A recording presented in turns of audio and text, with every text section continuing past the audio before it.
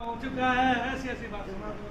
ठीक है, तो पहले तो मैं शनिदेव महाराज से प्रार्थना किया करता था, हे शनिदेव महाराज मुझे अपने जैसा बना दो, मैं अपने जीवन को शनि में बना सकूं, इसलिए आपकी जोत जलाकर जो उसमें कसरोटा पैदा होता है उसको आंखों में काजल बनाकर लगाता हूँ, जिससे यह लोक और इस लोक के सभी आकर्षण मुझे शनि में दिखाई दे सके। आपकी सदा ही जय हो। जो जब भक्त भगवान से प्यार करने लगते हैं तो उसके मन में अलग अलग तरह के भाव आते हैं ना। तो मेरे मन में ऐसे भाव आते थे कि मैं शनिदेव महाराज को प्यार करता हूँ, तो रात रात में शनिदेव महाराज मुझे इतना प्यार करें कि बिल्कुल काला करते, लेकिन ये संभव होता ही नहीं था।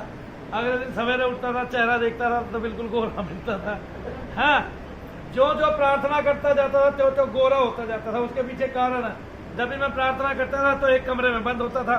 ठीक है जी, बाहर की धूप तो लगती नहीं थी, अंदर का क्या लगता था, अंदर का वातावरण लगता था। और एक बार तो जमीन के नीचे बैठ गया, आधा जमीन में था आधा जमीन से नीचे था, तो उसमें धूप आती ही नहीं थी, चारों तरफ से खिड़कियां बनती, थोड़ा वेंटिलेशन था, और उसमें नीचे लेट के जप करता था। एक वो जला रखा था दीपक और अपनी पूजा पाठ किया करता था। काला वहां भी नहीं हुआ। ठीक है, जब बाहर निकला तो मैंने 40 दिन तक कोई आई ना देखा नहीं था, साधना थी। घर गया तो फिर वो एक दिन की छुट्टी इसलिए करता था ताकि शेविंग वेविंग करके फिट हो जाऊं, जो बड़ी बड़ी दाढ़ी है उसको काट लूं, है ना।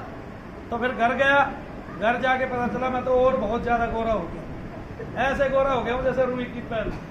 ठीक है, तो जो रोज देख रहा था वहां पे उसने भी कहा जाके जी आप गोरे हो गए हो। मैंने माना नहीं, मैंने कहा काला होने की बजाय गोरा कैसे हो। ठीक है, क्योंकि जो दीपक की कालस होती है वो कहीं ना कहीं तो आपको टच करेगी ना, लेकिन वो भरती थी कहाँ, यहाँ भरती थी छाती। तो फिर वो 2-4 दिन 10 दिन तक जब फिर फ्रेश होते थे तब जाके वो ठीक होती थी, वरना तो वो काला जो धुआं का कण कण होता है वो कहीं ना कहीं जमता है, वो हमारे फेफड़ों में जम जाता है, वो बहुत ही सूक्ष्म होता है ऐसे ना। लेकिन भगवान बड़े सुहृद है, मुझे पहले से ही पानी की बहुत आदत है, अभ्यास है, तो मैं बहुत ज़्यादा पानी पीता हूँ। आप सबको भी पता है, आप सब देखते भी है कि कौन कौन देखता है मैं पानी पीता हूँ, है ना। तो दूसरी बार वाले हैं वो नहीं बता सकते, जो तीसरी चौथी बार वाले हैं वे बता सकते हैं कि मैं थोड़ी थोड़ी देर में पानी, और वो रस है 70% न्यूट्रिएंट्स तो हमें जल से ही मिलते हैं। आदमी जल के बिना जीवित नहीं रह सकता। हाँ, खाने के बिना तो एक सरदार 67 दिन जीवित रह गया था। हाँ, याद है मुझे, मैंने अखबार में पढ़ी थी एक दिन ये बात, और वो कहीं उस पर बैठा हुआ था अनशन पे, सरकार ने उसकी बात नहीं मानी, वो 67 दिन जो है बिना खाए पिए रह गया था वो तो उसने तो पानी भी नहीं पिया था, बिल्कुल स्केलेटन बन गया था। हाँ, बोलो शनिदेव महाराज की जय। हम सब यहाँ शनिधाम में इकट्ठे हुए हैं, और वो इकट्ठे इसलिए हुए हैं ताकि जो हमारी कष्ट है वे सदा के लिए छू मंतर हो जाए। और मुझे पता है, मैं कोशिश करता हूँ, दिन भर प्रयास करता हूँ आप सबके लिए, भगवान से बार बार प्रार्थना भी करता हूँ कि आप सब स्वस्थ रहें अपने घरों में, और यहाँ भी स्वस्थ होकर जाए, और आपके घरों से जितनी भी चीज़ें अमलिन चीज़ें हैं वो भी निकल कर जाए। और मुझे इस बात का भी दुख होता है कि कोई व्यक्ति इतना घिरा होता है कि वो बहुत ही भारी मात्रा में घिरा होता है। जब तक हम नहीं छेड़ते तब तक हमें पता भी नहीं चलता। कोई व्यक्ति 16 साल से बीमार है, कोई 20 साल से बीमार है। कौन कौन लंबे समय से बीमार है, हाथ उठाना जरा। जो लंबे समय से बीमार है, बहुत लंबे समय से, इनको पता होता है हमारे ये परेशानी, इनको ये भी पता होता है बहुतों को तो कि हमारे फला करने वाला है, हमारे काली मिर्च गिरी, हमारे ये हुआ, हमारे राई के दाने मिले, हमारे खून के कतरे मिले, हमारे यहाँ इस तरह की बहुत सारी चीजें मिली, और किसी किसी को तो सामने साक्षात दुश्मन का पता होता है। और कल एक बहन आई, उसने बताया कि मैं किसी महात्मा के पास जाया करती थी, तो मेरे ना, मैं गई तो ऐसे थी कि भाई मैं वहां से गुरु मंत्र लेके भक्ति करूं अपनी, लेकिन उस महात्मा ने पता नहीं क्या किया, मेरे बच्चे बीमार होने लगे, और मेरे ना बच्चे पागलों की तरह सर दीवारों में सर मारने लगे। और जब मैं उनके लिए महाराज जी को फोन करती थी, गुरु जी मेरे तो बच्चे बीमार है, आप ही मेरे बच्चे बीमार है, यही है मेरे बच्चे बीमार है, ये बहन खड़ी हो। क्या होता था फिर, मेरे बच्चे बीमार है तो वो एक बार फोन में ठीक कर देते थे। तो ये आकर्षण बस वहां से जुड़ी रही कई सालों, कितने साल गई, 16 साल तक वहाँ जुड़ी रही। और ये नहीं पता चला कि यही महाराज जी पागल करने वाला बच्चों। मैंने अपना पियर भी जोड़ दिया जी, मेरा पियर ऐसा था जी और पीआर वालों ने कहा भी कि आप गलत जगह जा रहे हो पीआर। नहीं जी, मेरे पीआर भी उन्होंने बढ़ो लिया भाई। मेरे पिता के उसमें घर पर ना गांठ बनाई दी उसमें, उस पर ना पानी पिया जावा ना खाना खाया जावा। मैंने तो महात्मा थे, महात्मा जी मेरे पिताजी ऐसे ऐसे बीमार है, उन्होंने बुलाए, उन्होंने वो ठीक कर दिया। हमारा और विश्वास जब गया भाई महात्मा जी ने तो ठीक कर दिया। फिर उन्होंने झूठ बोल दिया कि थारी बहू का बच्चा नहीं होने का, मैं गुरुद्वारे से बच्चा दिलाऊंगा। तो उसके वो गुरुद्वारे से बच्चा ऐसा दिवाया जी, हमारा तो घर बिल्कुल ठप कर दिया। अब वहाँ पे एक दोना बना रखा, माई की गद्दी लगा रखी जी, शिव जी का मंदिर बना रखा। मैं हमको खेत में दिखा जी, जहाँ पे होए बंद होए मैं बोलते हमको बेटा यहाँ से निकलवा दी। तो अब भी वो मेरे बेटे को किसी दिन वो कर देता है, भी कर देता है, मेरे को मारता है, छेदता है। मेरी गुड़िया है जी, उसके ही दहशत में मेरी गुड़िया ऐसी गुड़िया जी। नहीं, गुरुद्वारे में कैसे माई की गद्दी और शिव जी का मंदिर लगाता है? फिर भी इस बात को हमारे हर्ष भैया बहुत अच्छे से हर्ष भैया मनो भैया जोर से देखा, ये बात कौन परसों इसने मेरे को बताई। और जो तांत्रिक की क्रिया है, तांत्रिक की क्रिया सबसे ज़्यादा डेंजरस है। जो भैया ने अभी बताया ही है, जो बहन जी ने अभी उठ के बयान करा है कि जो ऊपर करने वाले होते हैं कैसे करते हैं, क्या है। जो तांत्रिक है अपने अलग अलग देवी देवताओं को पूछ के अलग अलग क्रिया करते हैं। अगर आपने सहारा लेना है तो कभी भी सबसे पहले जो मनो भैया बताते हैं हमारे गुरुजी, कभी भी उस तांत्रिक के पास मत जाओ जो अपने बलि देते हैं, मजरा वगैरह देते हैं, आपसे पैसे लगा लगा के हाँ भी ये करवाओ, क्योंकि वो सारा तंत्र है। तंत्र करोगे तो आप इस चक्कर में फंसोगे। सबसे ज़्यादा मंत्र चिकित्सा द्वारा इलाज करवाओ, जो मंत्र द्वारा मनो भैया द्वारा इलाज करा जाता है। सबसे पहले आपके ऊपर कोई भी क्रिया बार बार होती है तो उसको आप समझ लो कि हम देरी से ठीक होते हैं। ओम नमः शिवाय का घर बैठे जाप करो। अगर आपको नहीं पता हमारे में नेगेटिविटी है तो भैया द्वारा बताई गई विधि है, बहुत पुरानी विधि है, जो कपूर विधि है। आधा घंटा बैठ के ओम नमः शिवाय का जप करो, हाथों में कपूर लेके, तो आपको खुद को पता लग जाएगा। सिर का भारी होना, कमर में दर्द होना, शरीर के बीच में हाजिरी आना, तो आपको रात को सोए पड़े ऐसा आभास होएगा कि हमारे ऊपर कुछ है। तो इसके साथ साथ कभी औरतों को ऐसा लगता है रात को सोए पड़े दबाव पड़ता है, तो आदमी दिखता है गलत रूप में। तो जब आप मुट्ठी में लोगे मतलब कपूर वगैरह, तो आपके हाथ वगैरह अपने आप हिलेंगे, शरीर में मूवमेंट होगी, शिवरिंग होगी, झुंझुनाहट होगी, आपको ऐसा लगेगा सर के बीच में कोई चीज़ आ रही है। ये मनु भैया द्वारा बताई गई एक ऐसी विधि है जो आपको घर बैठे नेगेटिविटी चेकिंग करवा सकती है। आप किसी भी तांत्रिक के पास मत जाओ, उसके पास जो सात्विक भाव से आपका इलाज करता हो, जो मंत्र द्वारा, हवन द्वारा, जो भैया भी आपको बताते हैं। इसलिए कभी विश्वास ही नहीं आया। देखिए मैंने क्या बताया, कुपित वायु है, उसको हम नेगेटिविटी भी बोलते हैं। वो कुपित वायु जो होती है वो 5 प्रकार का भाव होता है। एक तरह से भार होता है हमारे ऊपर 5 प्रकार का। एक, सबसे पहले आपको किसी की नज़र लगती है, एक उसके कण इकट्ठा होते रहते हैं जो देखने में नहीं आते, बहुत ज़्यादा सूक्ष्म होते हैं। 2, आपको किसी का अभिशाप लग जाता है, ठीक है ना। जैसे आपने किसी ऐसे व्यक्ति को टोक दिया जिसको भगवान ने पैर नहीं दिए, ठीक है ना, चल ये तो लंगड़ा है, या आप उसको बार बार गाली देते हो, या अंधे को आप बार बार गाली देते हो, तो आपने जो किया वो कर लिया, लेकिन आपको पता नहीं है कि उसने बेशक सुना नहीं हो, लेकिन उसकी आत्मा से जो कण है वो निकल कर, वो जो दुष्भाव है वो निकल कर आपकी तरफ दौड़ेगा और आपके शरीर में प्रविष्ट हो जाएगा। आपकी आंखें मलिन होने लगेगी, आपको कम दिखाई देने लगेगा, और वो कहीं ना कहीं जाके जमा हो जाएगा। अगर घुटनों में जमा हुआ तो आपके दर्द बढ़ जाएंगे। अब 2 चीज होगी, एक क्या, एक किसी की नजर, दूसरा किसी का अभिशाप, तीसरा देवदोष। क्या? देवदोष। देवदोष क्या हुआ? देवदोष आपको लग गया कि आप मंदिर पे सामने से गुजर रहे थे और आपने थूक दिया, बाथरूम कर दिया, ये शुरू से ही देवदोष इस तरह से लगता है। या फिर देवदोष ऐसे लगा कि कोई आदमी देवता की पूजा कर रहा है और बहुत सुंदर भाव से कर रहा है और आपने उसको टोक दिया, ठीक है ना। तो इस तरह से क्या होगा, देवदोष आपको लग जाएगा। आपने एक तो भक्ति नहीं की, उल्टा देवदोष सिर पे और धारण कर लिया। 3 हो गए। चौथा देखिए, मैं कोई भी चीज़ आपको बड़े विस्तार से बताता हूँ। चौथा क्या होगा, आज की वीडियो बहुत ही जो है सूक्ष्म ज्ञान वाली है। चौथा क्या होगा, चौथा ये होगा कि आपका पितृ जो है, जो आपको गालियाँ दे रहा है, कोस रहा है आपको, कहाँ से बैठ के कोस रहा है, किसी अन्य के शरीर से।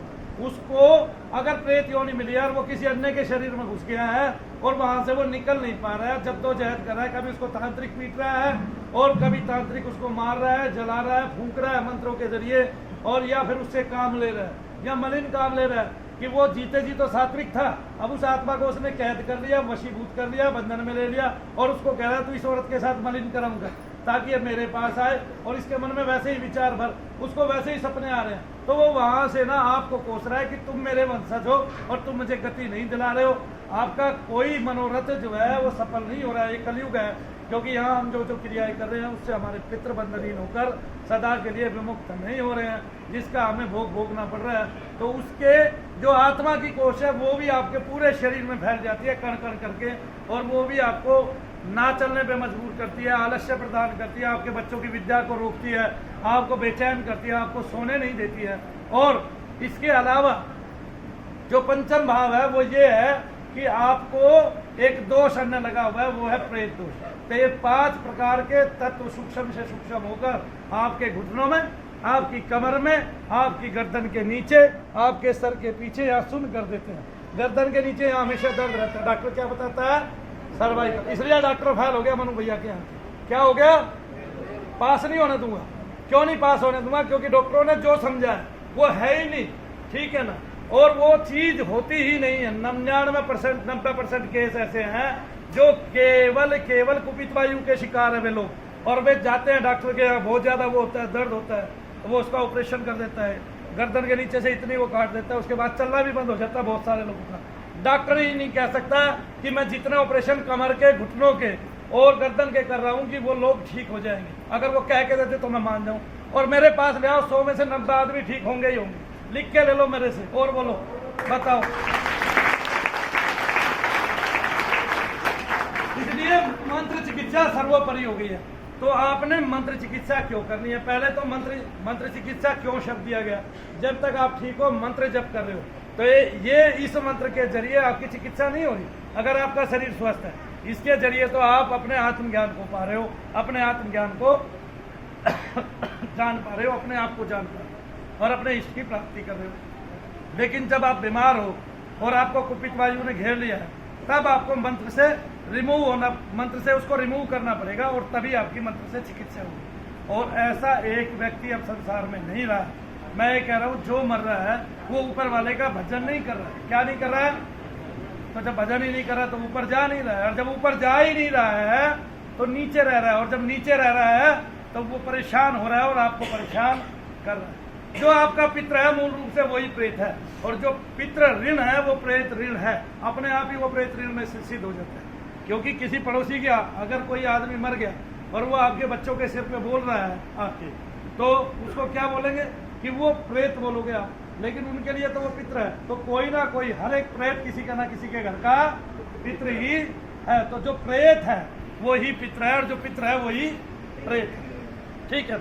और हमें तो इसको इतनी बारीकी से मानना चाहिए कि वेद व्यास जी दुनिया के सबसे बड़े ऋषि हुए हैं, जिन्होंने 18 पुराण लिखे हैं, महाभारत लिखी है, और भी बहुत सारे भारतीय जो ग्रंथ हैं सनातन के, वो सारे के सारे लिखे हैं, और उनमें जो जो बात है वो सत्य है, और उन्होंने खुद अपने हाथ से प्रेतादिकों का नाम लिखा है। उनकी योनियां तक लिख डाली है। तुलसीदास जी ने भी उनकी योनियां तक लिख डाली। जब भारत के ऐसे ऐसे मनीषी कह रहे हैं, जब भगवान शंकर कह रहे हैं कि उनके गण प्रेतादिक भी हैं, राक्षसादिक भी हैं, तो फिर संसार नहीं मान रहा है, और संसार के पढ़े लिखे नहीं मान रहे हैं, तो मैं उनसे मूर्ख नहीं मानूंगा किसी को। क्योंकि जो पढ़ लिख जाता है वो क्यों भूत प्रेत को नहीं मान रहा, ये भी मैं आज आपको बता देता हूँ। ज्यादा पढ़े लिखों में IAS ऑफिसर, अगर वो इसमें मानेंगे तो ढोंगो ढकोसला है। बड़े बड़े मंत्री वो इसको मानेंगे, ढोंगो ढकोसला है। आराम से एकांत में ले जाके मनु भैया को या किसी अन्य आदमी को अपने आप को ठीक कराने की कोशिश करेंगे। तीसरा लीजिए, तीसरी कौन? डॉक्टर को ही ले लीजिए। अब डॉक्टर इसको मानेगा तो उसको समझ में आ जाएगा 60% मेरे पास 70% मरीज यही है। अगर ये भी ना हो तो तू कमाई कहाँ से करेगा? तू इतनी बड़ी बड़ी बिल्डिंगें कहाँ से बनाएगा? तेरे भवन का इतना ऊंचा नाम कैसे होगा? दुनिया कैसे जानेगी भला एक डॉक्टर है? आया समझ में?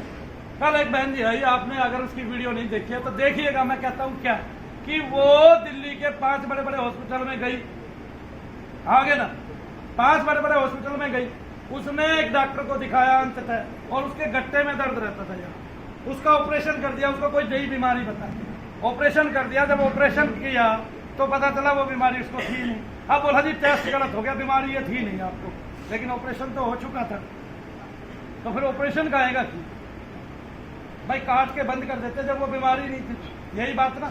तो फिर ऑपरेशन कहाँ का कर दिया ये बताओ, नहीं किया ना। 80-90 हज़ार रुपये उसको लग गए जो ऑपरेशन के नाम के खर्च के उसको बताए, फिर भी वो ठीक नहीं हुई, फिर भी दर्द रहा, अब दूसरे पैर में भी आने लगा, अब फिर वही तब बीमारी बताएंगे। लेकिन उनको पता नहीं है कि ये कुपित वायु, अगर कुपित वायु नहीं होती मनु भैया के हाथ लगाने से कैसे जाती, नहीं जाती ना। और जो मनु भैया के हाथ लगाने से चली गई वो कुपित वायु है। इसलिए कहता हूँ ठीक से बढ़िया तरीके से समझाते कि 5 प्रकार से कुपित वायु इकट्ठा होती है। कैसे? किसी भी व्यक्ति की कोष से।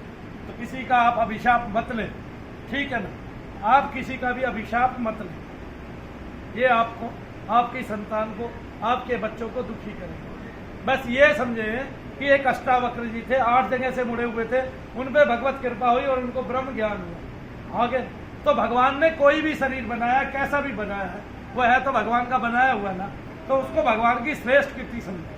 और फिर अंधा हो, बहरा हो, लूला हो, लंगड़ा हो सकता है उस पर आपसे पहले भगवत कृपा होने वाली हो सकता है वो अपने इसी जन्म में कामयाब हो जाए। सबका ध्येय एक ही है, भगवान की कृपा प्राप्त कर। ये मैं बता देता हूँ, संसार के कितने भी भोग भोग लो, अंतिम समय क्या होगा, आपको भगवान की कृपा चाहिए। मरते हुए तो भगवान की शरण में जाना चाहता है, क्योंकि उसको समझ में आता है। और जितने पढ़े लिखे हैं सारे के सारे, जितने पढ़े लिखे, ठीक है, वे कोशिश ये करते हैं कि भाई इतना दान पुण्य कर सके कि वे भगवान के दर पे चले जाए। लेकिन भगवान ऐसे नहीं मिलते, भगवान तो प्रेम बस मिल जाते हैं, है ना। निस्वार्थी को भगवान मिलते हैं, जिसके हृदय में किसी के प्रति कोई द्वेष ही नहीं है उसको भगवान मिलते हैं। जो सरल है वही साधु है और उसी को भगवान मिलते हैं।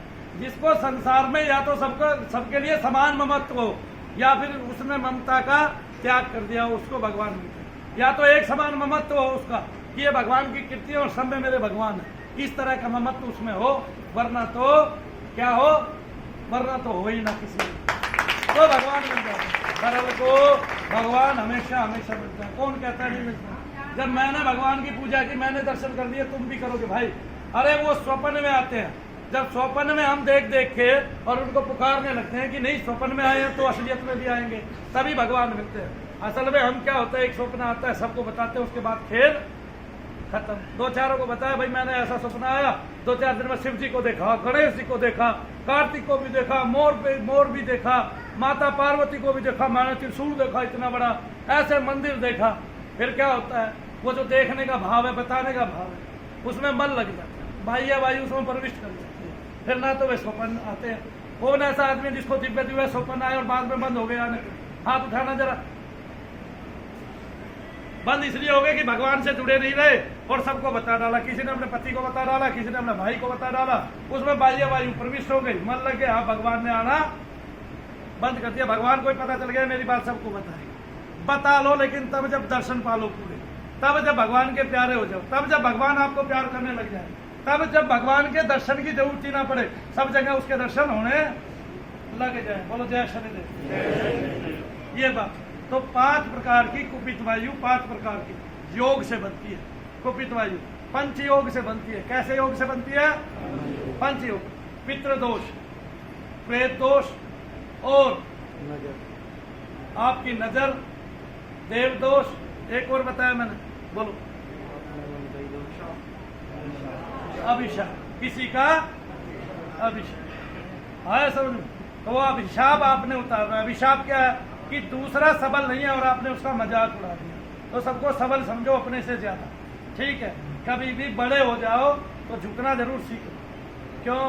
क्योंकि मैं आपको एक बात बताता हूँ, जो नीति कहती है वो ये कहती है कि जो जितना बड़ा होगा, है ना, कोई बड़ा हो जाए उसको थप्पड़ लगने का डर होता है। राजा को भय होता है कि बड़ी सभा में कोई उसका अपमान ना कर दे। इसी तरह जो जितना भी बड़ा हो ले उसको किसी ना किसी प्रकार का भय बना रहेगा।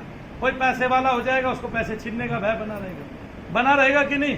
कोई संपत्ति वाला होगा, भूमि वाला होगा, उसको ये होगा कहीं मेरी भूमि पे कोई कब्जा ना कर ले। तो सभी प्रकार के भय को त्याग देने वाला एक ही मंत्र है, भगवान का नाम। तो भगवान का नाम लेना है, सब कष्टों से निजात पाना। जो 5 प्रकार से कुपित वायु बनी है और 5 मेल से कुपित वायु बनी है, इसको निकालने के लिए केवल मंत्र चिकित्सा काम आ सकती है और कोई चिकित्सा इसके लिए उपयोगी है ही नहीं। अच्छा, इससे रोग बहुत होते हैं। जैसे अभी एक बहन आई, उसको कैंसर था, है ना, उसको क्या बताया डॉक्टरों ने?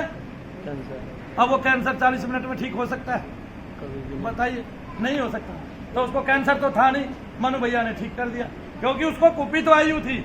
और कुपित वायु को जांचने का कोई पैमाना ना आयुर्वेद में है, ना एलोपैथ में है, और ना होम्योपैथ में है, ना यूनानी में है। अब वो केवल मंत्र चिकित्सा से ही है। और मंत्र चिकित्सा वाले और दूरदृष्टि वाले आपकी कुपित वायु को पहचान लेंगे और आपको बता देंगे आपको कुपित वायु जमी हुई है ना? ऐसे ही आ गया समझ में? आ गया। तो किससे बचो? अभिशाप से बचो। किससे बचो? अपने पितरों के भी शाप से बचो, ठीक है ना, उनकी कोष से बचो। और किससे बचो? प्रेतों से बचो। और इन सबसे बचने का एक उपाय है भगवत प्राप्ति। नजर दोष से बचो। कोई आदमी की नजर लगती है ना, कहते हैं कि वहां से निकल जाएगा और उसकी बहुत नजर बहुत लगती है, उसको नहीं लेके आना यार, उसको मत बुलाना। नया मकान बनाया, नजर लग गई तो पता चले एक आध कोला गिर गया, किसी का तो पूरा मकान ही गिर जाता और बोला हुआ भी सच हो जाता है ना। गाजियाबाद में एक शमशान भूमि है, वहां पर ठेकेदार ने पूरी वो बना दी छत, ठीक है जी, और वो कोई त्यागी साहब ही थे, हमारी बरादरी के थे।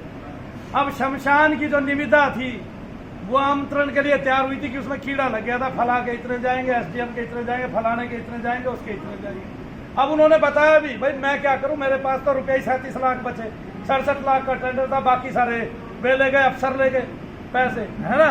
ये कीड़ा जो है रिश्वत का है तो भारत में शुरू से ही लगा हुआ है, घुन की तरह पीसता जाता है, कुछ कम भी हो रहा है, कुछ बढ़ भी रहा है। मैं ये नहीं कहता कि स्पेशल किसी एक आदमी को हम टारगेट करें, नहीं, हम ये करें ही नहीं, हमें सबको स्वच्छ बनना है। हम स्वस्थ तो बन सकते हैं ना अपनी तरफ से, क्या बन सकते हैं?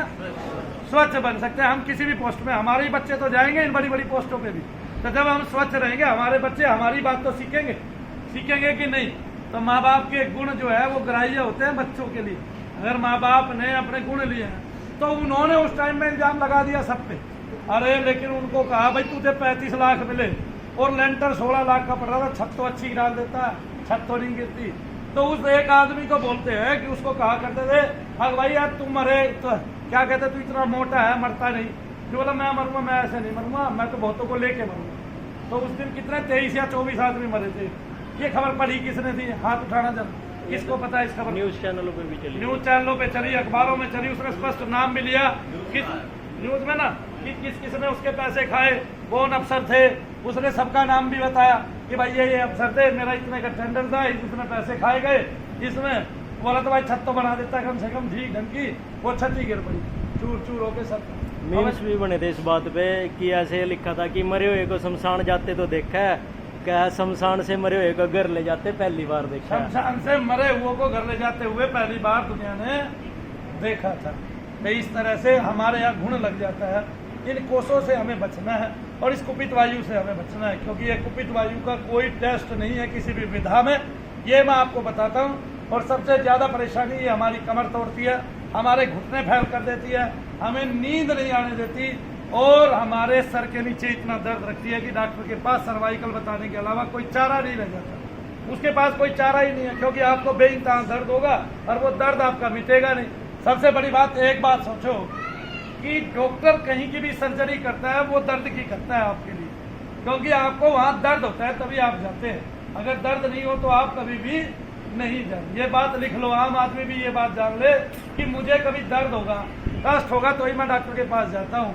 और उनमें से बहुत सारे दर्द कुपित वायु से, यानी कि आदमी अपने पूरे जीवन में 60% जो प्रभावित होता है वो कुपित वायु से होता है। देव दोष से होता है, किसी की नजर से होता है, और पितृदोष से होता है, पितृ की कोष से होता है, और किससे होता है बताना जरा? अभिशाप से होता है। और 5वां पॉइंट बताओ। चलिए आप गिनाइए फिर से, बोलिए। प्रेत दोष, देव दोष, पितृदोष, नजर और अभिशाप। आगे ना ये 5 प्रकार के दोष मिलकर कुपित वायु का गठन करते हैं और वही आपके शरीर में तैरती रहती है, यहाँ वहाँ, यहाँ वहाँ, यहाँ वहाँ। ठीक है कि नहीं है? तो उसमें बहुत सारे मिनिस्टरों के भी नाम आ जाते हैं जो ऐसा काम होता है। ऐसे लोग फंसते चले जाते हैं, बताते चले जाते हैं। तो ये गुण भी तभी लगता है संसार में और ये चीजें भी तभी जगती है संसार में। अब एक साथ 23 आदमी मर गए, है ना, अब उनकी आत्माओं का क्या होगा ये किसी को नहीं पता। वो कहाँ गए कहाँ नहीं गए ये किसी को नहीं पता। वो निकल के अपने ही घर वालों को दुखी करते हैं। किसको दुखी करते हैं? नो डाउट वो अपने घर वालों से प्यार भी करते हैं, इसलिए घर में रहना चाहते हैं। और जब वो घर में रहेंगे तो जो दोष रूप घर में रहेंगे, यानी कि खुद दोषी है, खुद मलिन है, जब आपके घर में कूड़े का ढेर रहेगा तो वो आपको परेशान करेगा ही करेगा। वो पैरों में चिपकेगा भी, आपके साथ चलेगा भी, आपके कपड़े भी खराब करेगा, आपको मलिन भी खराब करेगा। आप ये सोच रहे हैं कि मेरे घर में जो रहने वाला है वो मेरा पित्र है। ये बात पूरे राजस्थान ने सोच रखी है कि पितरों को भोग दो। वो पितरों को नहीं दे रहे हैं, वो भूतों को दे रहे हैं, प्रेतों को दे रहे हैं भोग। और उनका जो भोग है वो उनके लिए कष्टकारी बनता जा रहा है। उनकी पीढ़ियां दर पीढ़ियां ऐसे खप रही हैं कुछ और समझ नहीं पा रही है कि उनकी औलादें क्यों बेवकूफ़ी भरे काम कर रही है और क्यों उनके कंधे भारी रहने लगे और क्यों इनको इतनी बीमारियां रहने लगी है। कोई कोई तो चल ही नहीं पाता। तो उन माताओं बहनों को भी मेरी ये सीख है कि वो इन 5 प्रकार के दोषों को अपने घर में कदापि भी कदम ना रखने दे। और ये ऋण है, वो ऋण हम आपकी एक छोटी सी बलि के जरिए उतारते हैं जो आपके लिए आपकी तरफ से मंदिर में जाती है। बोलिए जय शनिदेव। हमने बहुत ही गुप्त बात रहे हैं, ये भी आपके समझ में आ गया होगा। और अब आपने देख भी लिया होगा कि 1.5 महीने में 400 से ऊपर ऑपरेशन कर दिया और सारे सक्सेसफुल। कोई एक आध केस ऐसा छूटा जिसको डॉक्टर का था, बाकी हमने जिनका किया वो सारे के सारे तकरीबन ठीक है। किसी को थोड़ा बहुत हो भी रहा होगा तो वो 2-4 बार आएगा फिर ही हो जाएगा, क्योंकि बहुत सारे लोग एक बार ही आए हैं अभी और बहुत सारे लोग दूसरी बार भी आ चुके हैं, यानी कि 200-250 लोग दूसरी बार भी आ चुके हैं और उनकी बारी है, क्योंकि हम 25 दिन बाद बुलाते हैं, 15 दिन बाद बुलाते हैं। तो जो रिपीटिशन हो रहा है, जैसे कल भी 5 लोगों ने बताया और यहाँ भी कोई ना कोई बैठा होगा जिसका मैंने ऑपरेशन किया था। हाथ उठाएं जरा, कौन बैठा है?